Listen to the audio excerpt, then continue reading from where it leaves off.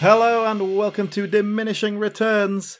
It's summer, and that can only mean one thing. It's time for hashtag Calvin Sharks. Yay! It's back! I never thought we'd be here again, but they have made a Deep Blue Sea 3, you know. I've heard, Calvin, I've heard that Deep Blue Sea 3 is a huge step up in quality after the disastrous Deep Blue Sea 2. Well, this is good to know, because Deep Blue Sea 2 killed the hashtag, I think, and there was no appetite for shark films after that. Let's give a bit of history here. Hang on, right? So, hello, by the way. If you're a new listener, then my name is Alan. Over there is Sol. Hello. And joining us, because it's Calvin Sharks, is Calvin. Hello. So we have something of a tradition of doing a shark movie every summer, mostly at Calvin's insistence, because he likes crappy shark movies. Yes. What have we done in the past? I know we did Jaws as a sort of real one. Yep, we did Jaws. Yeah, I don't know if that even counts, does it? I mean, we did cover the 3 sequels in there, so I suppose that probably does come under Calvin Sharks, yeah. And there was the Blake Lively film The Shallows. Yeah, definitely one of the better shark films out there. Yep. And Deep Blue Sea, obviously, and Deep Blue Sea 2 we also looked at. Yes, we did. Did Is we that do it? that to tie into Deep Blue Sea 2 being released? I think we did, yes. Yeah. And then Deep Blue Sea 2 was on a review of the year catch-up type thing. Well, hang on. I'm just looking at the Diminishing Returns podcast channel on YouTube, and there's a playlist called Calvin Shark. I'll have a look. Oh, what's goodness. on that? Jaws, The Shallows, Deep Blue Sea. Hmm. But those are episodes 23, 63, and 97, so we've definitely gone on hiatus. Deep Blue Sea was so shit that we skipped a year. It did kill it. Also, I'm excluded from making choices now that I'm not on here every week, so I was basically at the mercy of one of you two deciding to throw me some breadcrumbs, and Alan, very fortunately for me, did. Well, I had the wonderful idea of bringing back Calvin Shark. It was my idea. And I think it's a good idea, yeah. And we talked about the Meg probably when we did Deep Blue Sea a couple of years ago, because it was sort of on the horizon, so to speak. And we said, we'll do that when it comes out. And then obviously we didn't. So now it's time to do the Meg. Yes. Thanks to me. Which is good, because I think, Deep Blue Sea 2 had such an effect on me that I didn't see this film when it first came out. I watched it for the first time for this recording, which is unusual for me, because like you said, I like crap shark films, but Deep Blue Sea 2 was so bad, and I was so depressed by that it really did kill any desire I had to watching shark films. It's a weird genre, the shark genre, because I know a lot of people who are really into it. It feels like a really starved genre. Like, there's not a lot of shark movies out there. Even when you factor in the Sci-Fi Channel original content, the hundreds of... it still feels like there's not nearly the same appetite for shark movies as you get with, zombie movies or alien invasion movies. But is there a reason for that? Is there a reason for that being that there's no new area to go in? Mm. Yeah, I mean, you can make that argument, but then think how many zombie movies there are that bring nothing new whatsoever to the table. Well, I would argue not to make them as well. Yeah, but they still do. That's kind of the point. Well, yeah, but they don't involve having to hire a giant water tank, which is probably expensive, and fake shark. Yeah, that's fair waterproof. point. Yeah. I think that's entirely it, actually. I think budget, and that's part of the reason why I was quite interested in the Meg, because as Sol already alluded to, used to like Sci-Fi Channel do all these terrible shark things, Sharknado, Shark Octopus, all this kind of stuff, which is always really bad and hokey. They're the upper end. They're the ones you've heard of, but there's plenty out there that go off about 20 different names and are just called like Feeding Frenzy, and it'll just be about a load of teenagers who get stuck on a raft in the sea and have a harpoon for 90 minutes. Well, there have already been Megalodon films as well. I think there was one from the early 2000s. Really bad. Are you talking about the John Barrowman, infamous John Barrowman vehicle? I think that was Megalodon 3, wasn't it? Or was that Shark Attack 3? It was Shark Attack 3: Megalodon. Right, okay. It is a solid contender for the worst film I've ever seen in my entire life, which is fair. Which I say with no hyperbole. It is the rare example of a film with truly no redeeming qualities about it whatsoever. Yeah. And John Barrowman. Yes. Yeah. I think people just know it because that clip of him saying to that lady that he wanted to take her home and eat her pussy, which was just an on-set ad-lib because apparently the actress he was working with was really bad, and the director said, we just need her to laugh. The focus is not going to be on your lips, so we'll dub in something else later. Just say something that's going to make her laugh. Just say the most outrageous thing you can think of. And so he said that, assuming that it wasn't going to be left in the film, and then it was. I'm exhausted. Yeah, me too, but... I'm really wired. What do you say I take you home and eat your pussy? Anyway, that's Shark Attack 3. But yeah, The Meg. So they don't give these kinds of budgets to these kinds of films anymore, and the kind of talent as well behind it. Talent? Well, that's the thing. I was, until about 3 hours ago when I started watching this film, I was under the impression that The Meg was a kind of low-budget knockoff shark film. Not Sharknado territory, obviously, but kind of in that mid, perhaps Deep Blue Sea territory, I suppose, but like just not very good, you know what I mean? In terms of budget. And obviously started watching it. It's like, wow, this is got some money behind it. This is serious business. And I hadn't quite realised that. Because I just think I couldn't believe that someone would put their money into it. Well, there's much money. It's like, what, $150 million, which is the kind of money that they spend on, like, Marvel films, Yeah. And a hefty marketing campaign as well. Yeah. It's baffling more than anything. Not that they would put that much money behind this sort of film, but that they wouldn't just take a few extra months to get the script a bit better and then do it. Do you know what I mean? I think there is... I think there is a market, perhaps, for big, dumb, silly, fun monster movies at that scale. I can see why... You've got to have some sense of irony these days, though, surely. But that's it. But then, this is competing with a million Dwayne "The Rock" Johnson vehicles that do have a really firm... I mean, to be fair, this film has a sense of irony. It's far from po-faced about what it's doing. I think it knows exactly what it is, and it's kind of somewhat skewering itself, but it's just not a very good job of... Well, I think it is. I just don't think it's very... I think it's people doing a kind of self-aware skewering of themselves, but they're not comedians. They're not funny people, so it's just not very... It's not very good, if that makes sense. That's it. I mean, I like watching this film. It's like, someone's found a 20-year-old script and gone, well, there's no need to make any changes to this, so we can just do it as is. And then I was reading a little bit about it, and I found out that this is based on a book that was made in the 90s. And they sold the rights to it. Based on a book? It's based on a novel, yeah. Written in the 90s, and it was the rights were sold then, but then Deep Blue Sea came out, so they were like, fuck it, we won't do that then. And it's just been knocking about for years since then, until someone finally kind of went, oh, well, time for a shark film.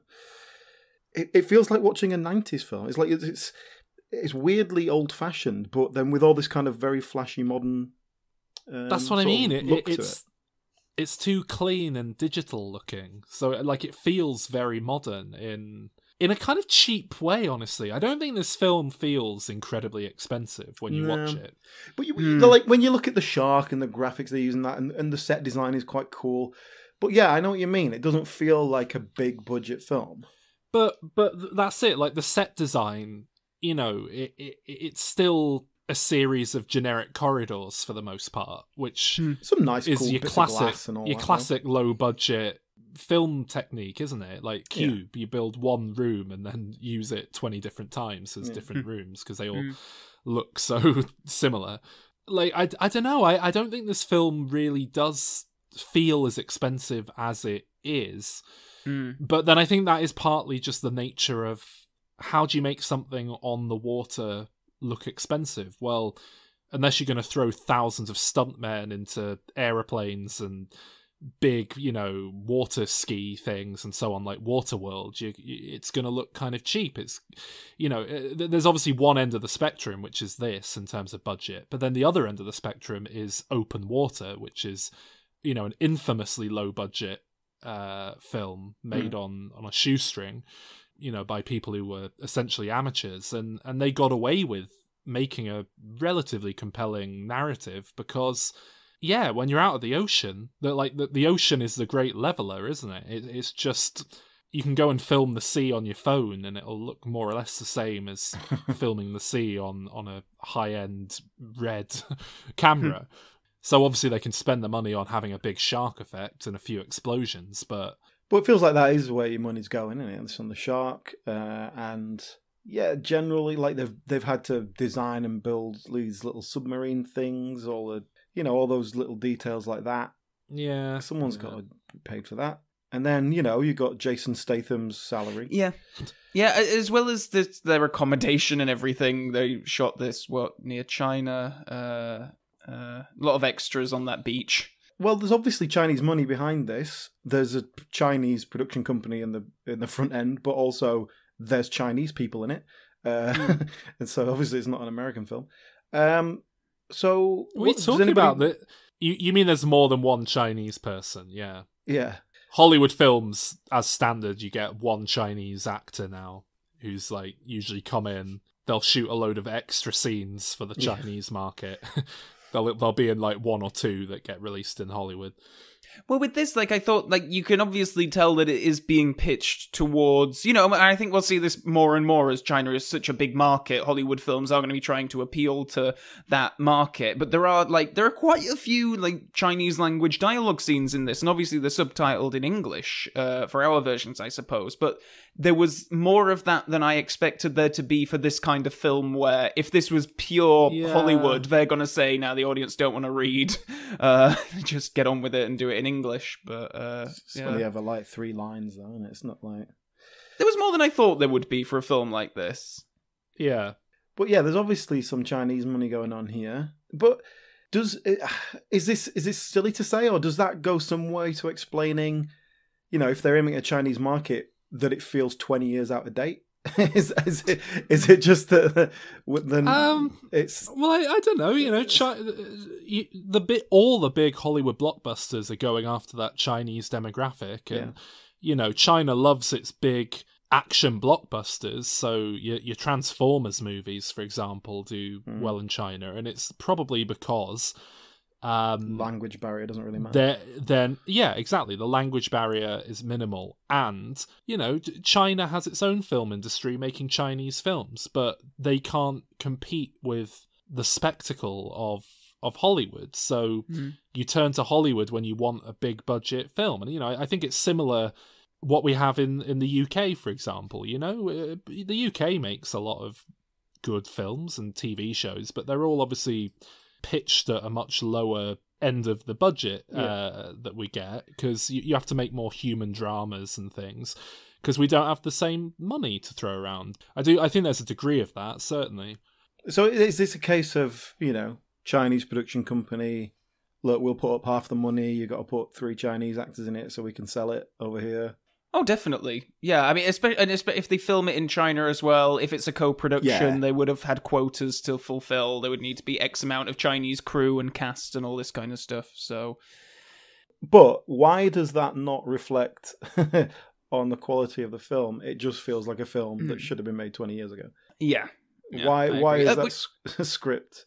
It is because it does, like you were saying, Saul, that it's got a sense of irony to it. I don't know if I'm detecting that. Particularly, it feels I mean, it absolutely has a sense of tongue-in-cheek about what it's doing, but it's just not enough. It's the obvious comparison, I think, is Snakes on a Plane, which was still 10 years before this came out, but Snakes on a Plane was that same thing where a lot of people complained when it came out that it obviously was half self-aware and had a sense of humour about what it was doing, but it just wasn't.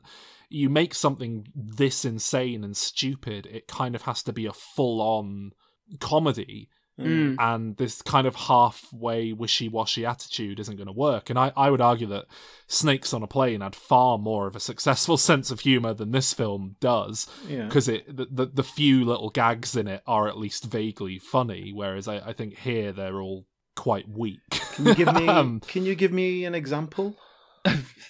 What, of a gag in this one? Or everything Rainn Wilson says or does, pretty much.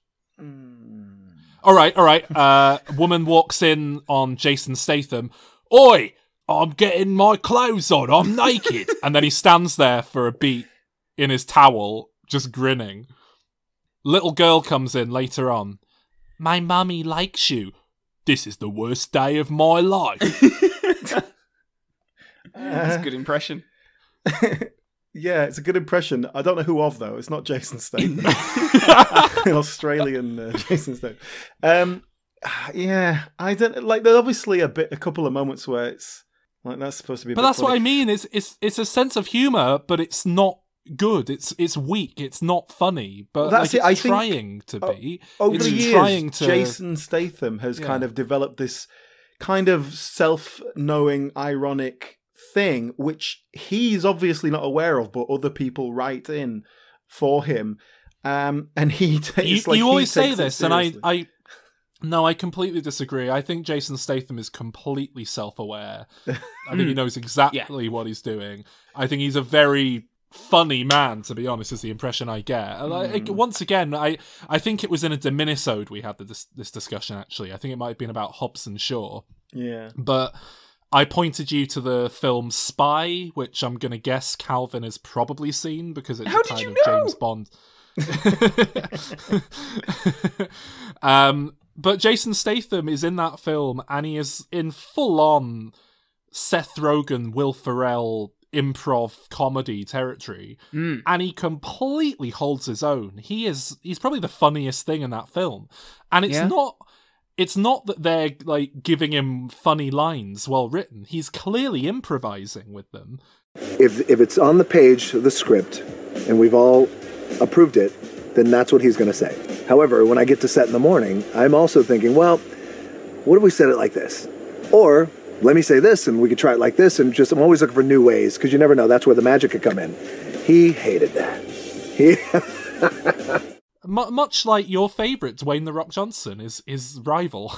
Yeah, I was going to say, I'm surprised that, because to me they're almost the same, really. Like they can just sort of flit in between serious action and this more sort of self-aware stuff, and they both just come across very well, I think. But this is why Alan doesn't like him, because Alan loves Dwayne "The Rock" Johnson, and they're rivals. I'm a Dwayne "The Rock" Johnson man, all right? Yeah. I think when I watch Dwayne "The Rock" Johnson, I know that he knows what he's doing and that he's a very funny comedy actor. Whereas with Jason Statham, I don't get the same sense. And look, if I'm to compare Spy to Fighting with My Family, for example, I think Jason Statham is probably funnier and more self-aware than Dwayne Johnson. I think Dwayne Johnson probably has a writer that he takes everywhere with him to like write quips and make him look funny. Whereas I think Jason Statham is just coming up with it himself. Maybe that's where it's going wrong. What I think might have been the problem with this film, maybe this film wasn't remotely comedic on the page. Yeah. Maybe it was Jason Statham trying to put some jokes in, and that's why we get all these awkward gags that don't really land, because, you know, at the end of the day, as much as I like him, he's not a comedy writer.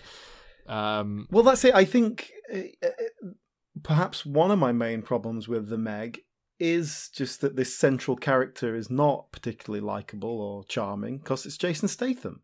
Well, it's not that he's like unlikable. He's just nothing. Yeah. You don't know what he is, or no, I agree. It's a very poor character. I think Jason Statham brings pretty much everything that he can to it. Like on the page, I think it's very that's flat. Why it's nothing. Well, I mean, I agree with Sol. Like, I think Jason Statham can make something out of nothing just by his own sort of presence and persona. I don't think he's a terribly good actor, but he does that. He does that Dwayne the Rock Johnson thing. He just brings his presence, and you know what that is, and it's just a Jason Statham role, and that's what it is.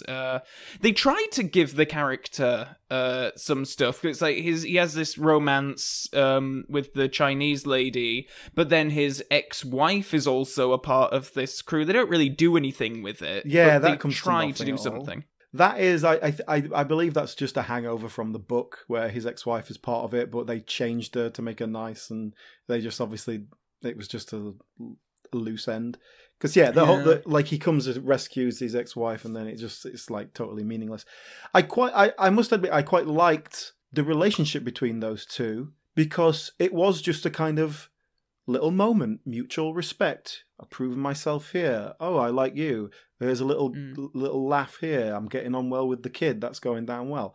And neither of them were trying to make too much of it. And then, at the end, it's like, yeah, there's definitely some chemistry there. They're going to explore that. They weren't like hanging on to the carcass of a giant shark and kissing or anything like that. It was, that was one bit that I thought was quite good. Okay. Should we sort of recap the plot very briefly, or do we want to go through this in the kind of chunks that... Bite-sized chunks. Because, I mean, for me anyway, it kind of boils down into 3 sort of big acts, and I wonder if we should talk about those in sequence. Go on.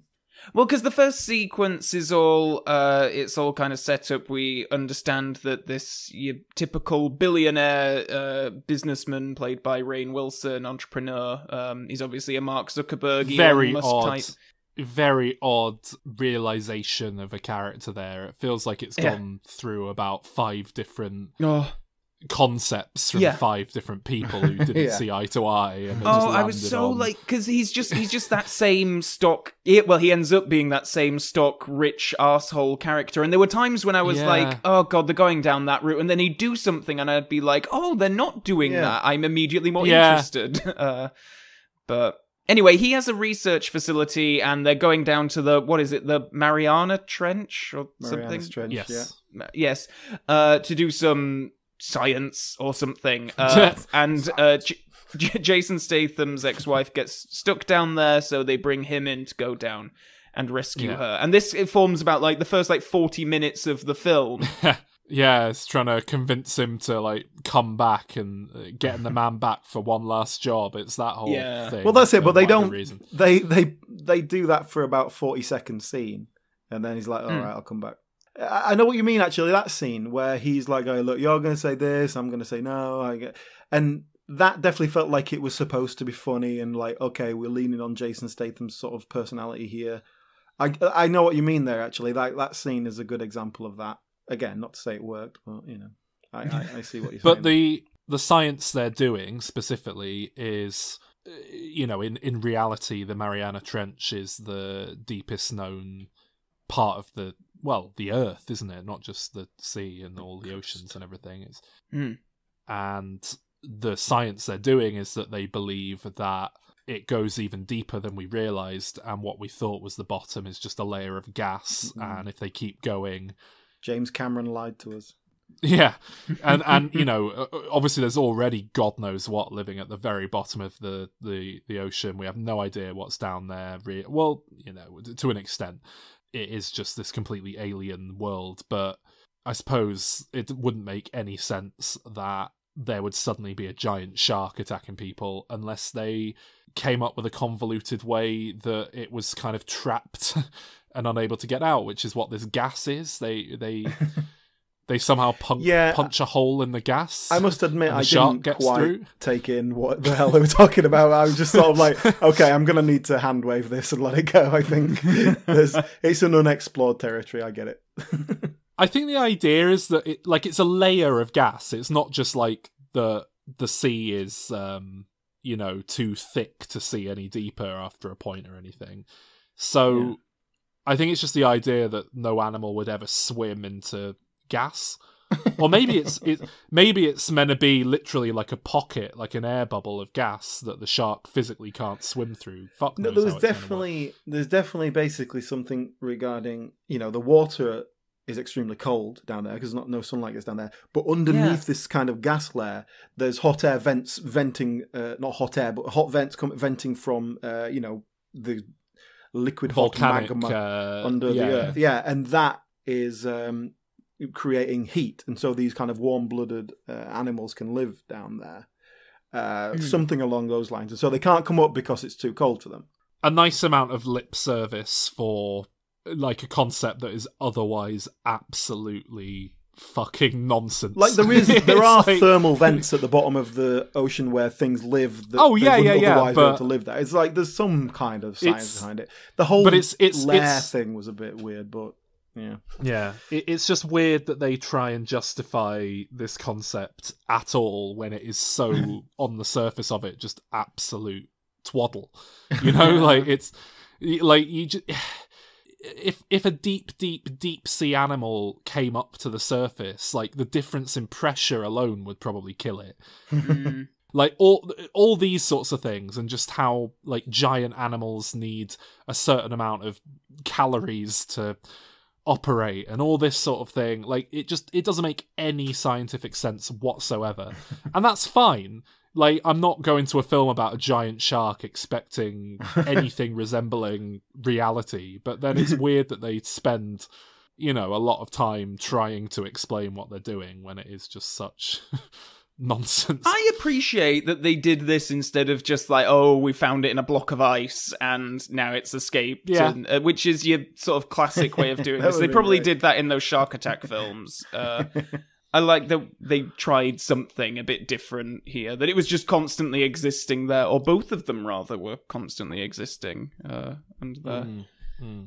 Yes, they do the classic slasher twist that Calvin's a big fan of, as seen in Scream, that there's more than one. Yes. This whole time you thought you were dealing with one baddie, but there's two of them.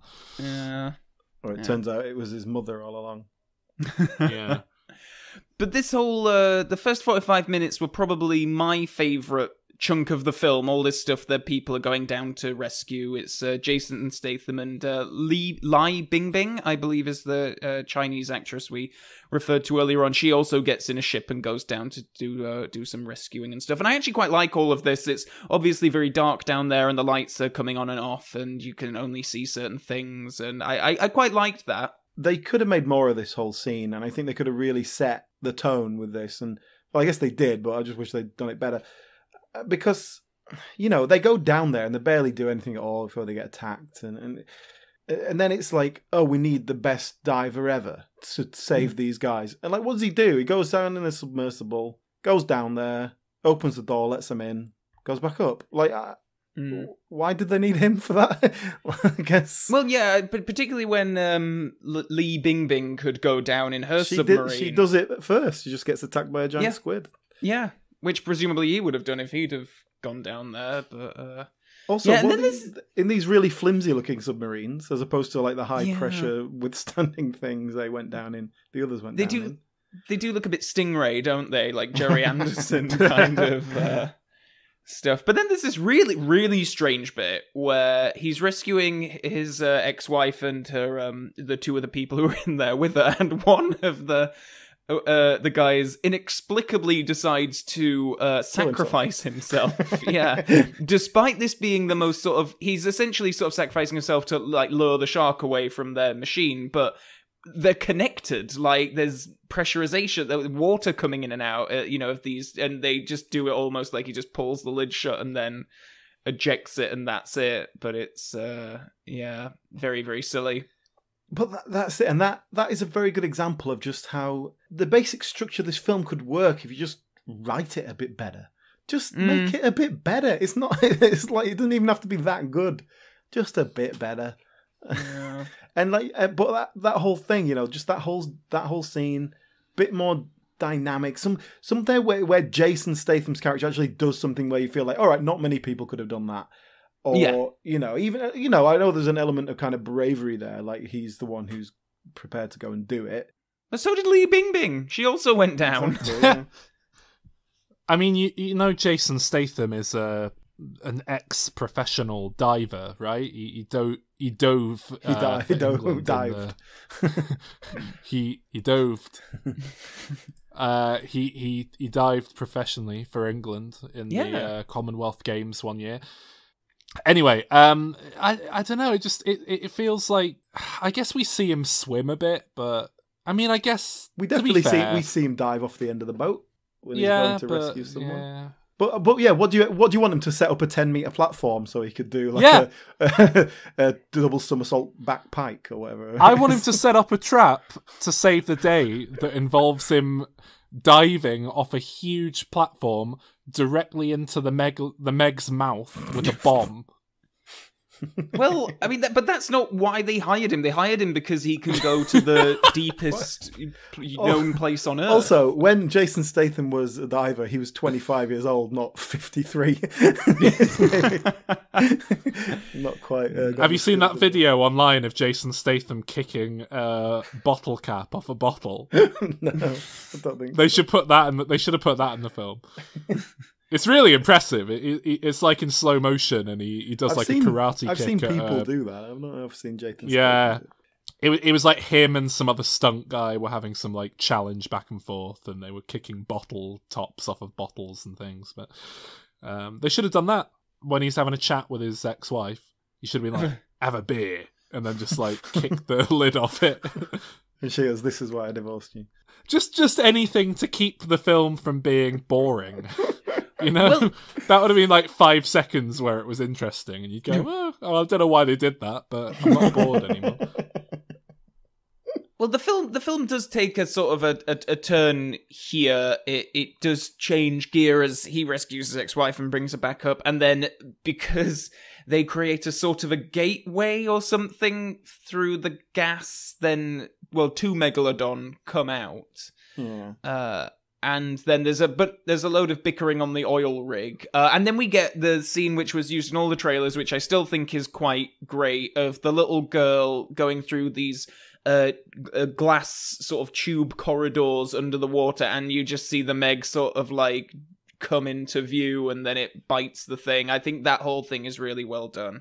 Yeah, but they have the bit where she's walking down the corridor, and there's some eerie music, and she's like she's doing that look like, "Oh, I've just got a feeling like someone was watching me then." Like, it's like, what, there's a shark following her down the corridor? Like, that was the sense I was getting. And then, oh yeah, it is. It's just hovering outside, watching her, like, "Oh, I'm going to eat her." That whole scene, again, it just reeks of, like... I mean, I can't put my finger on it, but I just know I've seen that done a million times better elsewhere. Like, it's can I just talk about the Meg as a sort of slasher villain? Because I think we've already kind of touched on it. So you touched on it with the amount that this thing would need to eat to function, and I can't imagine that a human being would really be on its radar. Even like it. Oh god, yeah. It does like that is not going to be. It'd be like when a bug flies in your mouth as a human being, and you go, "Oh." Well, yeah, but you go for a big shoal of fish and just get a big mouthful of fish or whatever. Nah, you're going for a Big Mac. You don't want an ant. I don't find the I don't have the same level of sort of I guess maybe it's just because it's not as relatable as potentially being bitten by an actual sized shark. But obviously, like your standard great white shark, like in Jaws or whatever, part of the fear of that is that you're gonna be chomped by this thing and eaten alive, and its teeth are sharp and all this kind of stuff.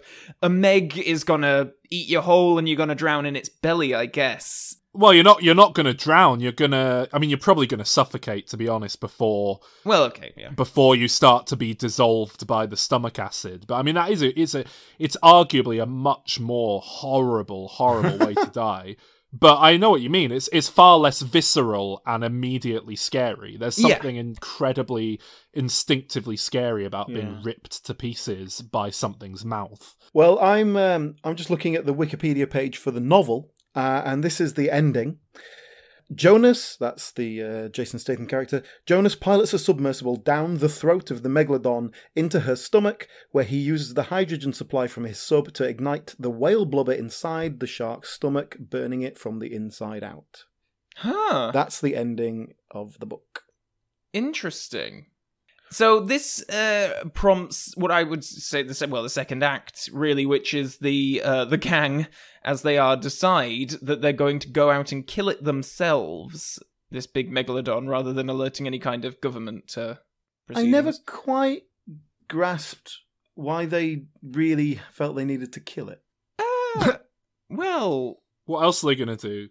Catch it and Not kill it? put it in a museum? Being a once thought extinct animal, yeah. Study it, maybe. Tag it with a GPS thing so they can see where it goes and what it eats.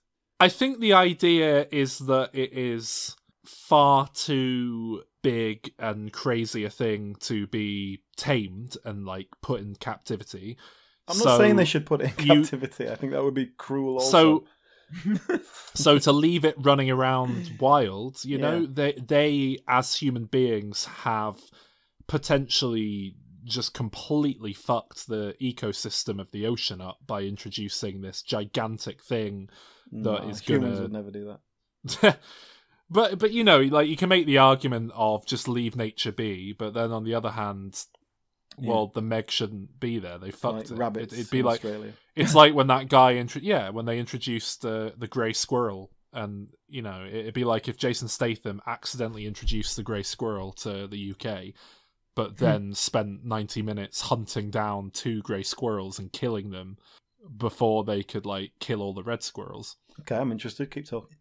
There is some lip service here given to, at some point they come across the Megs attacked some like illegal shark hunting vessel, and then there is this sort of like, oh, poor sharks sort of thing, which does seem like it's, well, it is trying to have its cake and eat it. It? No. It does like to attack things and then not eat them. That seems to be the Megalodon's... Well, it's never eaten people before. It like basically it doesn't like the taste, but it doesn't know that yet. It keeps trying them. Like, oh, maybe it's got to acquire the taste first, you know. Like when you first eat anchovies, you're sort of like, oh, I don't know about that, but then you go back and have another one, and then you're like, oh, these are all right. No, I don't like that. I won't have it again. That's my policy. It comes to seems sensible. Crazy.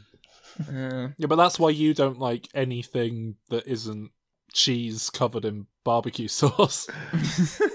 And the problem is, I've got cheese, I've got barbecue sauce. What's the problem? The Meg doesn't have cheese or barbecue sauce. It's got to branch out. Fair enough. Well, so this is the next sort of half hour. There's like various stuff with like characters going down in shark cages and stuff. And the big twist is that they capture what they think is the Meg, and then Jason Statham's like, wait a minute, the bite radius on this doesn't match the radius on the glass tube back at the thing. And then, oh my god, there's an even bigger one that jumps out of the water and tries to eat the smaller one for some reason.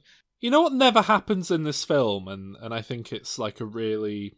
I was just waiting for it the whole film, and it really annoyed me that it didn't happen. I think it's the point where I gave up on this film the first time I watched it. When Rainn Wilson is flying the helicopter out over the Meg, I was just sat there like, right, so the Meg's going to come jumping out the sea and eat the helicopter. Yeah. And it never does it, and it was just such a letdown. Yeah. That you never get to see the Meg like leap out of the water to eat something really high up in the sky.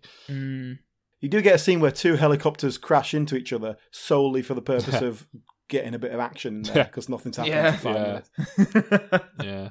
I did touch on there, though. I saw this film back at the cinema, and I really, really resent the fact that I've now seen it twice, rewatching it for this podcast. It is one of the most... It's not the most terrible film in the world or anything, but it is just not a film I would ever watch a second time under any other circumstances. Did you pay to see it? The first time I did, I was fucking furious. Like, the first time, some friends of mine basically convinced me to go, like, on a day out with them that would involve going to the cinema. And they were just really keen to see the Meg because they wanted to go on those 4D things where the seat like spins around, and I'd never done it the 4D thing before, so I was like, oh fuck it, whatever, I'll just do it to like hang out with them. You're very selfless. It was just shit. It was like, look, I couldn't be asked paying to see the Meg either. Plus, it's extra for those 4Ds. It's like 16 quid for that. Yeah, but then I kind of thought, well, you know, maybe the 4D thing is, you know, it's a kind of film that will work with that. You know, you'll get some water sprayed on you. It's not really a very good film to watch on 4D, to be honest. Because they just chuck a bucket of water on you at the beginning. Well, you get they release that smell. There's like a chemical smell that they spray in your face a few times. So you get some of that the first few times. That it's just a chemical smell. It's like a stand-in for like burning or gas getting out. So at the start, when all the submarines are having trouble, they get a lot of use out of it. They do a lot of the spraying water in your face, but even that is kind of old after like the first 3 times. And they do a lot of the seat kind of shaking around, though even that, again, there's not much of that. I guess they kind of was quite good at simulating like, oh, it's like being in a helicopter because the seat's vibrating, and it's really annoying, isn't it? It's like we're bobbing out at sea because the seat's moving. But, well, no, it's just, the Meg was just shit. But, I mean, I've spoken about this before. I also went to see Shazam with the 4D thing. And it really worked there. It really enhanced my enjoyment of that film. But I think that's because it was like a halfway decent, enjoyable movie to begin with. So anyway, I was really annoyed about having to watch this film again, to be honest. It really pissed me off. I'm watching like 3 films a day at the minute from the lockdown, and it still felt like a waste of time to be going back to the Meg. Oh.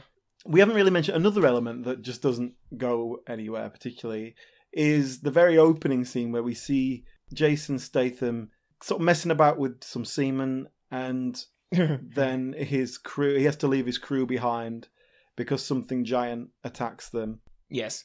And so that's kind of sets up his character, that he's kind of washed up. Everyone thinks he's crazy. He's become an alcoholic. None of that matters. It's just straight away, like, he gets an apology from the guy later. Oh, sorry, I thought you were mental. But then, you know, it's straight away. It's just like, right, back on the... There's no kind of like, oh, God, I'm going to have to detox. I'm going to have to stop drinking and I'm getting withdrawal symptoms and getting cranky. Or anything like that. It's just nothingness. And that's the film. Yeah, I think I thought they were going to play more of a shark as a serial killer slasher character kind of thing, where, you know, it comes and somehow eats someone and not everyone sees it, and Jason Statham's like, I'm telling you, it's the Meg, and they're like, oh, he's crazy, don't listen to him. And there's going to be some conflict there where he's trying to convince them to deal with this threat of this shark, but half of them don't deal with it. But obviously, because that would take some quite inventive writing to make work, and it would be awfully contrived, they don't go down that route. They just go for a straightforward, oh, there's the big shark. I appreciate that. I like that shorthand, and I guess that the cold opening being what it is really just to get some action in there, you know, up front. And I guess, you know, it gives Jason Statham a reason to be the reluctant hero. But I do agree with you, Alan. They don't really try to do anything with his whole alcoholic thing or whatever. But they do want him to be your sort of gung-ho hero and very likable, and like, the first scene that we see him in, aside from the cold opening, he's like going down on his motorbike and he like pats a little child on the head and smiles and stuff, which is one of those like shorthand things. Like, if you see, if you have your lead character like stroking a dog, a cat, or a kid in like the first few seconds, you're just, you know, save the cat. Yeah, they rejected my opening where Jason Statham stomps on a mouse and then sets a child relatable. on fire. So it's only relatable for Eamon Holmes. And Emma Watson. That deep cut reference to like 100 episodes ago on this podcast. But also, it's like, if you're going to set up this kind of down and out character, this is his redemption arc, isn't it? Like, he's finally going to do something to prove himself, and there's none of that. He's exactly the same at the end as he is at the beginning. It's just really kind of boring writing and pointless, really. So in this whole middle chunk where the gang are all kind of out at sea and the characters are getting eaten here and there, there is this whole bit where the boat is... First of all, characters have no sort of major concern about getting into the water or sort of leaning over the boat, even though they are sort of on the search of this, like, 25-meter long thing. But there is this section where the boat is destroyed and then they have these lifeboats and they're kind of speeding along and the Meg is like chasing them and it's not really played for like tension or it's kind of like they're relatively cavalier about like Rainn Wilson just like calls in his helicopter to shoot at the thing. And I was surprised that they don't... It doesn't try to be, like, tense or suspenseful or scary as much as I thought it would.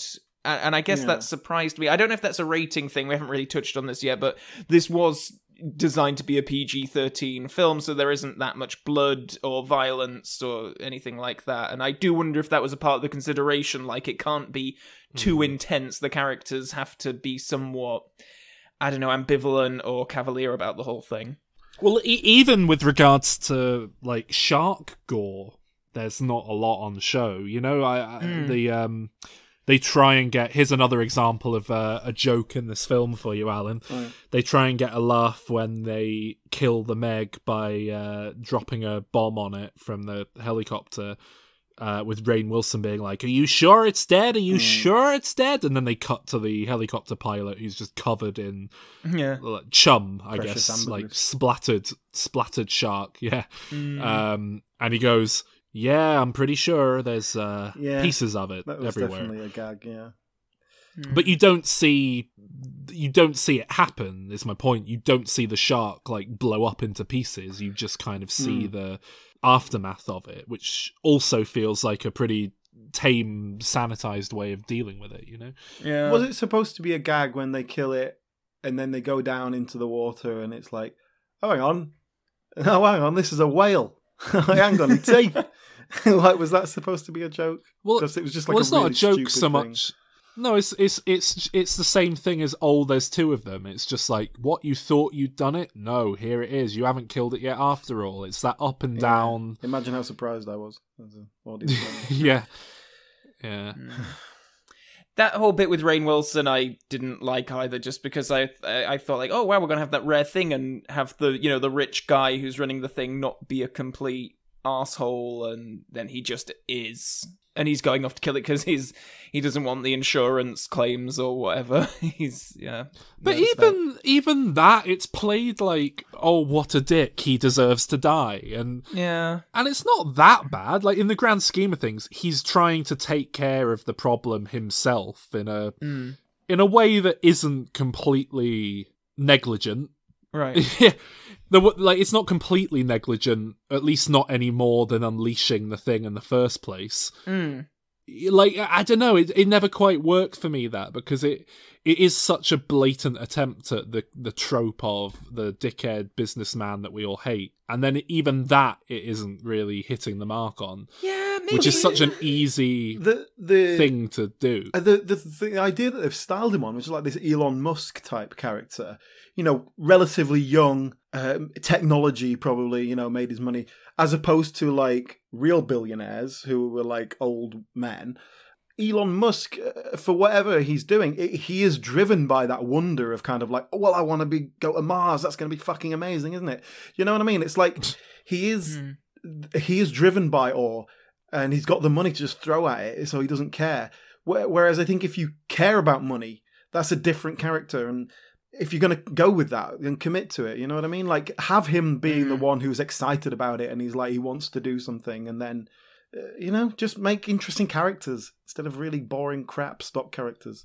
Yeah. Well, I mean, I kind of agree with Sol, actually. Like, I don't know if they intentionally tried to not make him a stock character, and then as a result of that, it's just in this kind of weird middle ground. Well, what it feels like is one version of the script had him as that stock character, and then another writer came on and changed it to try and make him a more three-dimensional, likable character. Yeah, then another writer came on board who didn't understand and muddied the waters, so to speak. And that's it. The whole film just feels like that. The whole film feels like 20 writers have done passes on a script without any communication from one person to the next, and it's just any attempt to do anything with this film was just lost along the way, and we're left with the most basic building blocks that are required for a film to work, which is a beginning, a middle, and an end, but nothing else that is coherent throughout the story. And it's just a shame. And a very sort of half-assed assemblage of supporting characters that we don't get too much out of. The sort of Scandinavian guy who's in Eurovision, he's got a bit of personality, you know, you can see where they're going there. And then there's a woman who... A woman? Has... Oh, yeah. Who looks like she's out of Hackers. The 1995 You're talking about Ruby film. Rose? Can the I one ask with you, the Calvin? hair. Because I feel like you might be able to explain what Ruby Rose is to me. I really struggle with the concept. I've been trying to get to grips with it for a while, because she's like a known entity. And I don't really, like, I know obviously now she's Batwoman, or she was, but before that she was like a known entity, and I don't really know what for. The only thing I know is... people Orange is the New hate Black, her. That's all I know. Yeah, and even when she started popping up in Orange is the New Black, I think she was like a known... That was like a big... Oh, it's Ruby Rose is in Orange is the New Black. Oh my god. Like, that wasn't what made her, even though it was the first time I became aware of her. But people also hate her. So, like, what is she known for? Oh. Yeah. She started out as a model, I believe, and then she was a presenter on a lot of Australian stuff. And then she's mainly been in... She was in one of the Resident Evil films, and she does tend to show up in supporting roles in these... I was going to say big budget, middle budget action films like John Wick, and I think she was in the Triple X film, and she was in Orange is the New Black. And I can imagine that she's probably hated because I think she's either bisexual or a lesbian. She does a lot of sort of... she does a lot this of... day and age? She does a lot of... She does a lot of kind of, you know, androgynous sort of stuff, and she speaks out a lot about women's rights and LGBT stuff and all that kind of stuff. So I can imagine that it provokes anger from a section of the populace as a result of that. She's definitely invoked the ire of the incel IMDb lurkers who downvote various projects for daring to be inclusive. I mean, I've never watched it. I can completely buy that Batwoman is a terrible show, but it currently has a 3.6 rating on IMDb, which doesn't seem likely to be reflective of its actual quality. To say that, you know, Gotham, for example, and Pennyworth, Gotham has 7.8 for comparison. But also she was like kicked off of the show, wasn't she? Or quit after season 1? She quit, yeah. And I believe she quit off her own accord because she just, didn't like the stick she was getting for playing Batwoman. So that's what I understand anyway. Is she one of those millennials, Calvin? I believe so. She's like 30-something. She's, she's vegan and, Oh, I've heard of them. She's basically everything that would annoy someone who would vote for Donald Trump, and you know, I can imagine that she annoys, like, her whole androgynous thing as well. I can imagine she annoys a lot of those kinds of people who probably really fancy her, but are also a bit confused that she's sort of in this sort of middle ground and owns it. I think. I mean, I think she's quite stunningly attractive. I think she's beautiful, but I don't know if she's a good actress. I've never seen her really given an opportunity to do much with anything. I liked her in Orange is the New Black. I thought she was good in that. My big concern with her was she was apparently made to look like what a 55-year-old Hollywood producer thought a cool young person looked like in 1995. No, but Alan, I don't think you appreciate that. I'd say a good 60% of that is her own thing. Is it though? The hair? Look like Jamie Kennedy. Yeah, she has a pretty... She has a pretty strikingly different haircut in pretty much everything I've ever seen her in, and they're all cut from that same cloth. What? I know what you're getting at. Just but, the character. You know, what was she? Because I could never quite figure it out. And then the one black guy in it, he's like the remote control guy. Yeah. And / coward. Like that's his comedy role. He's the one who's scared.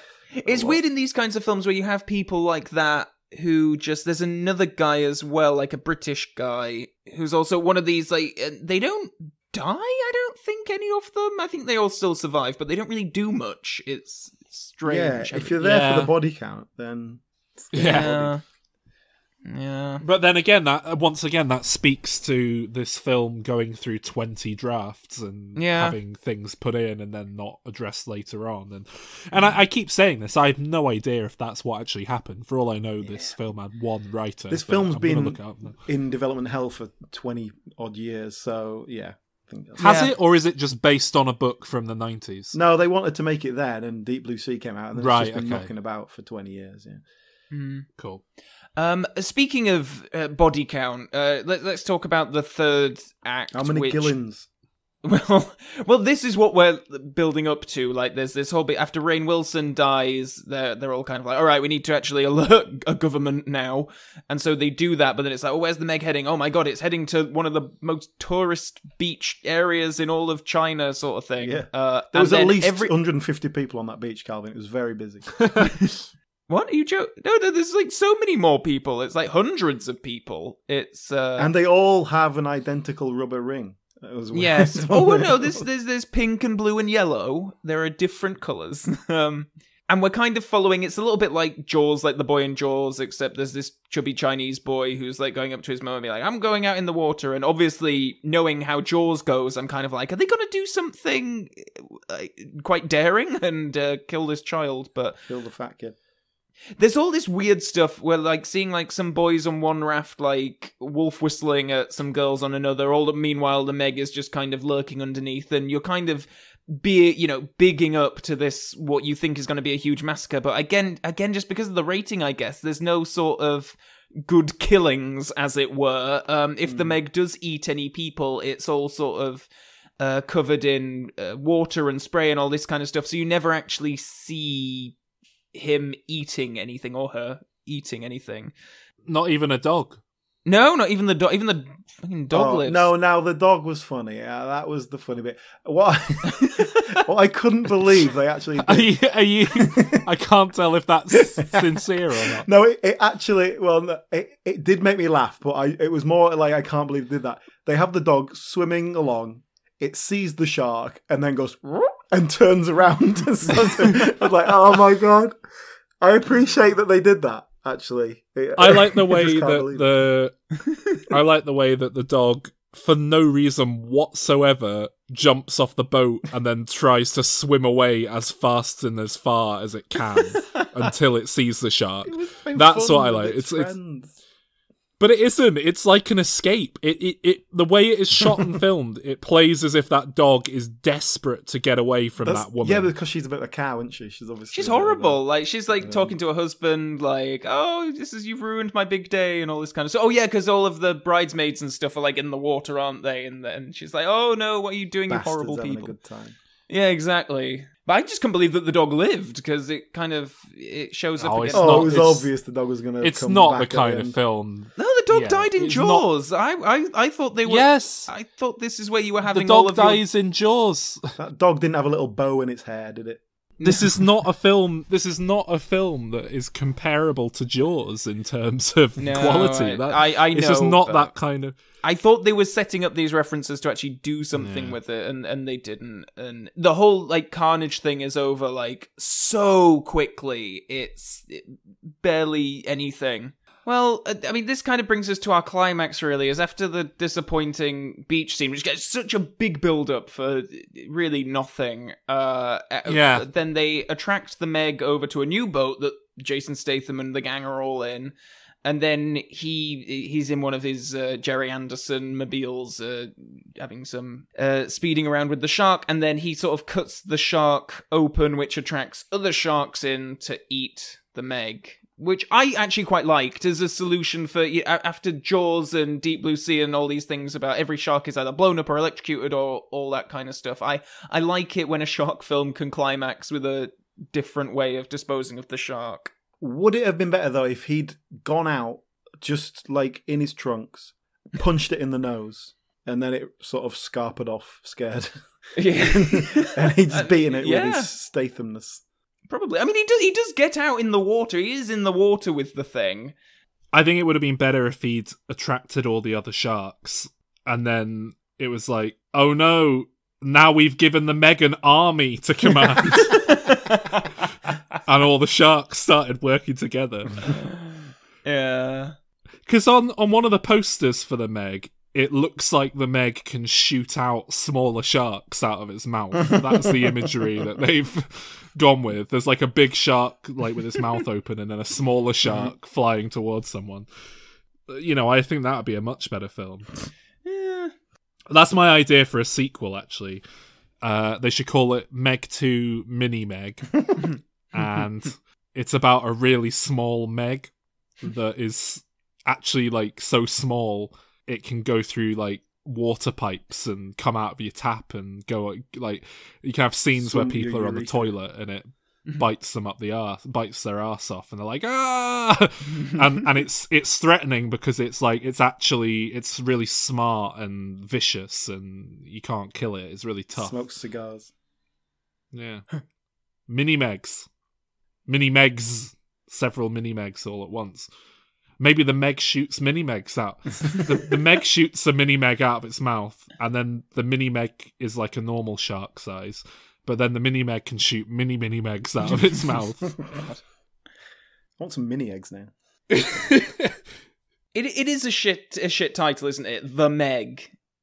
I am amazed the extent to which I have become desensitized to how funny, like unintentionally funny, the name is. Because megalodon is a cool word, and that would sound very cool, wouldn't it? And it's scary. It sort of suggests a bit and they could have called it. They could have called it the Don if they wanted to, like, come up with a cool contraction of that word. Yeah. But they went with the Meg, which is just not the same. Yeah. Well, the Megalodon was the name of one of those like really low budget ones from like the 2000s. Shark Attack 3. Yeah, I mean, not that anyone would have remembered that, I guess, but yeah. Maybe Megalodon doesn't translate well to Chinese. So it's quite possibly. It's too awkward. It does feel like this cast should be packed with, comedy actors or people who are going to be improving and stuff. Like, not too, like, don't turn it into a, Judd Apatow film, but, that are just going to, like, look, here's your basic script, put some character into it for us, because we haven't bothered. Like they do with, I don't know, they always do that with Jurassic Park, don't they? One of the sort of supporting cast of Jurassic World. Lauren Lapkus and whoever get little controller people. That's it, that thing. Roles, yeah. So, the Meg, we're kind of at the end of it now. It ends with Finn. It does end with a joke. Yeah. Well, you're waiting for that kind of... Because the camera sort of slowly pans over to the water and then lingers, and you're like, oh, is there going to be a third one? And then there isn't. It just comes up with Finn, and that's it. I quite like that, I think. Finn is sort of like quite pathetic. But, I thought they were going to go for, what? The Meg was pregnant? And, like, all the babies come out of the Meg or something. Like, that. It does seem like that's the direction they're going in. And...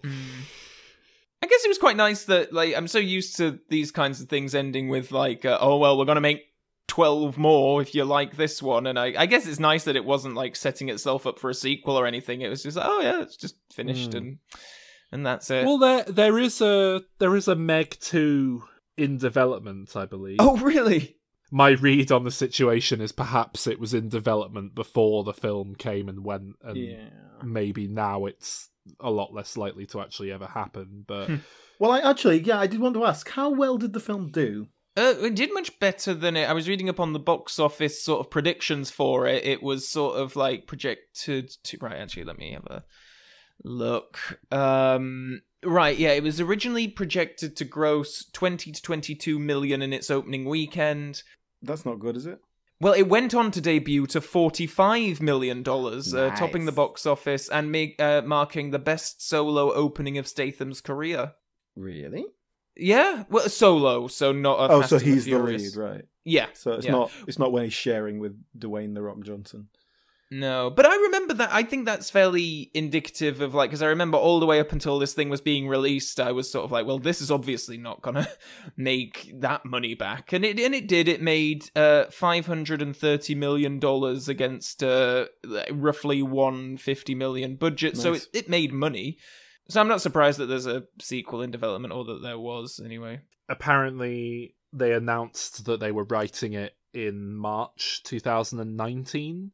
Which does sound like it's probably still in the works, to be honest. You know, that's a solid, like, nearly a year after the first one came out. So that's, you know, they've obviously taken the time to weigh it up and decide to go ahead with it. Yeah. I mean, it's got an IMDb rating of 5.6, which is not good. Yeah, I don't know. I think Transformers movies get similar ratings and they make a lot of money, don't they? I guess that's more where this is really being pitched as well. It is a bit misleading, I guess, because it is more of an action adventure film than I think a shark horror film, and I guess it was marketed as that. Like, I don't think it was marketed as, you know, this is going to terrify you. Shall we do ratings? Sure. I'll go first. Thank you, Alan, for deciding that we're going to do this, because I did actually. I did enjoy the viewing experience to a degree. It was nice to see another new shark film and this kind of money being spent on it. Which I agree that it doesn't look like it has the budget that it had. But still, to have these stars and to see this stuff sort of being done on this A-list level, really, I got something out of that. I wish it pushed a bit more I wish it could have been R-rated thing, I guess, and seen a bit more carnage. It was okay, but it just, as we've said, the fact that it spent so long in development hell, and it was obviously various drafts over the course of 20 years before it actually got to the screen, and I think that shows, so it is a bit of a jumbled mess. I'm going to give it a 5, because it passed a couple of hours, but it's not one that I'll be returning to anytime soon. Unlike The Shallows with Blake Lively, which is a really good shark film, and Deep Blue Sea as well, which I think does the whole sort of, the humour side of things better. Yeah. Well, I basically agree with you there, Calvin. I think as a basic structure it worked. The shark looked cool, but the lack of even attempt to do anything with it. No character, nothing new plot-wise, and it's just, you can't do that. 20 years after Deep Blue Sea was doing it, 40, 50 years after Jaws, like, it's just, you can't, come on, do something new. So anyway, I gave it a 5. It is quite, like, I know this is Warner Brothers' release. I am quite baffled that various people will have signed off on this. Like, I don't know who thought that there was. Maybe it's just because we hadn't seen one in a while. Maybe some research came back and was like, oh yeah, actually, if we release an expensive shark film this summer, it'll actually do quite well. I think there is sort of an argument to be made for that. I can understand that, but do something with it. Yeah. Well, I mean, it might surprise you because it sounds like I've been a lot more negative than this rating, I guess. But it's going to be a hat trick. I'm also giving it a 5. It's quite a low 5 out of 10, but it's not bad enough to be upsetting. It's just kind of a wasted opportunity to be something fun, which it kind of isn't. So yeah, I give it 5 out of 10. Which is, for the record, the same score I gave Deep Blue Sea, so that might upset you, Calvin. No, that is upsetting. Oh dear.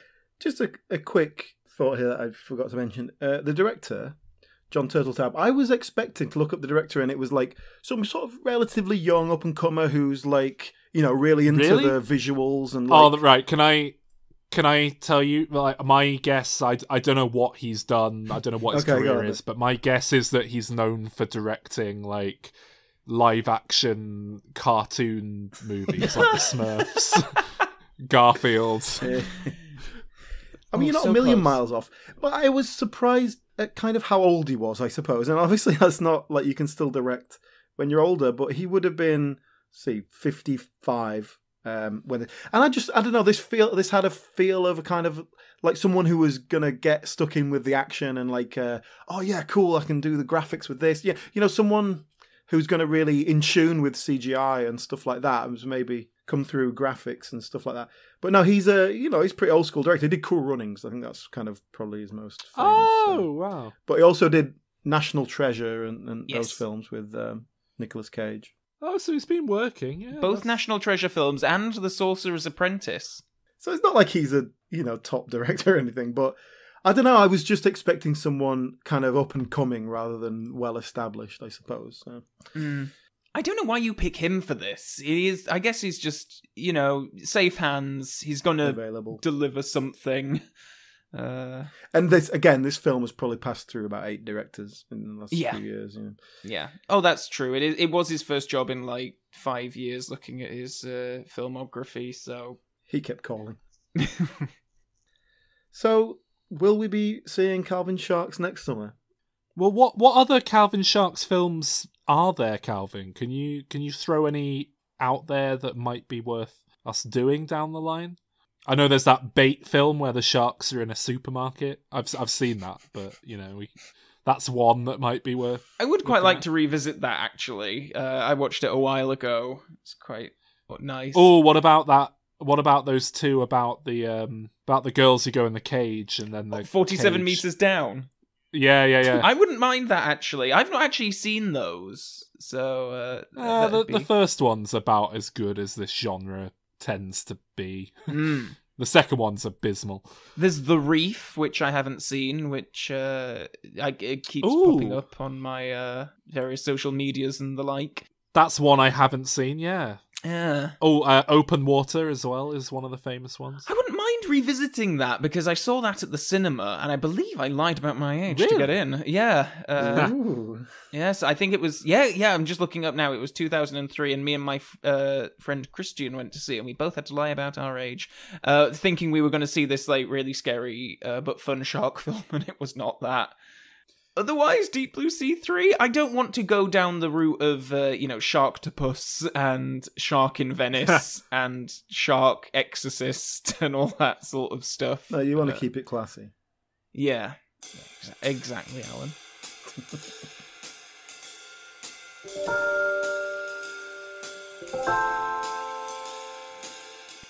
For The Beg 2, I think the cast should be entirely people with the name Jason.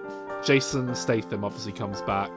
They pair him up. They do like a double act thing with Jason Bateman. I think those two would pair up really nicely. Jason Lee? Yeah, Jennifer Jason Lee can be the woman, and you have Jason Lee with her. Can we have David Jason in it? As a 90-year-old man? Yeah. I think Jason Clarke is the right kind of level to fit in as like a scientist in one of these films. Jason Blum can produce it. What about director? Oh, director Jason Reitman. Oh, yeah. Of course, yeah. Brilliant.